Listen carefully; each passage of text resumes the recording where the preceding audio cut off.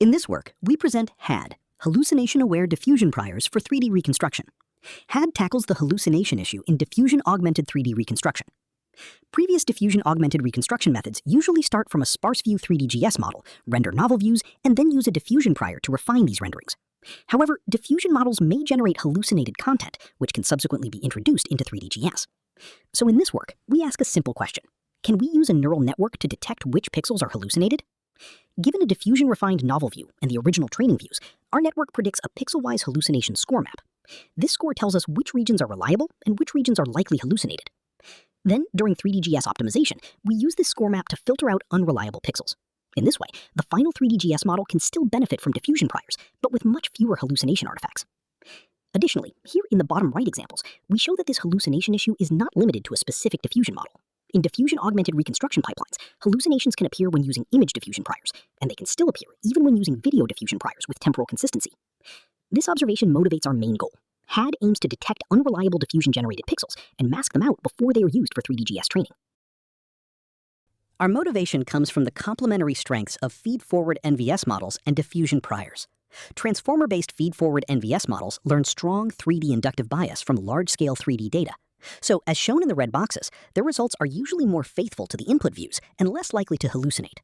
In contrast, diffusion-augmented methods can introduce hallucinations, such as the blue floating artifact near the building. However, feed-forward NVS often loses fine photorealistic details. Diffusion-augmented methods, on the other hand, can produce sharper and more realistic details, as shown here. Based on this observation, our idea is simple. Instead of using feed-forward NVS to predict novel view images, we reformulate it as a novel view hallucination score estimator. Given sparse input views and a diffusion-augmented target view, which may contain hallucinations, we first use the feed-forward NVS backbone to extract 3D-aware multi-view features at the target viewpoint. Then, we project these features and concatenate them with the diffusion-augmented image. This concatenated representation is passed into a lightweight UNet to predict a pixel-wise hallucination score map. For supervision, we define the ground truth hallucination score as the pixel-wise L1 error between the diffusion-augmented image and the ground truth image. To train this model, we build a curated dataset from DL3DV with 114 scenes. For each scene, we run the diffix3D under the sparse view setting, generate diffusion-augmented novel views, and pair each of them with the corresponding ground truth image. In our setup, we generate 100 such augmented views per scene, total 11,400 data samples.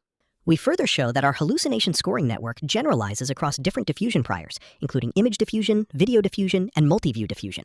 For image diffusion, the purple box highlights hallucinated pixels introduced during diffusion refinement, and our model successfully assigns high hallucination scores to these unreliable regions.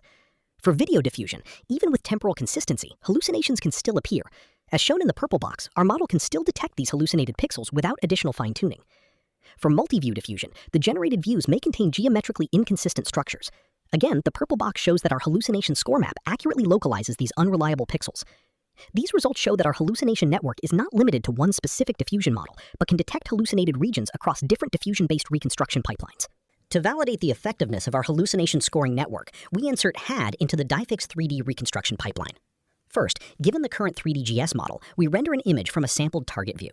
Second, unlike diffix3D, which only refines novel view images using a diffusion model conditioned on the nearest training view, our method not only performs diffusion-based refinement, but also predicts a pixel-wise hallucination score map for each augmented image using our hallucination scoring network. We then filter out hallucinated pixels according to the score map and use only the reliable regions to supervise 3D GS training. This gives us the basic version of HAD. But since HAD provides a hallucination score, we can go one step further. Instead of using only one reference view, we sample multiple reference views and generate multiple diffusion-augmented images for the same target view. Each generated image comes with its own hallucination score map. We then use these scores to vote for the most reliable pixel across different generated versions, forming the final diffusion-augmented supervision for optimizing 3D GS. In this way, our method keeps the reliable photorealistic pixels from diffusion while preventing hallucinated pixels. Here we show the in-domain results on DL3DV, comparing diffix3D with our method.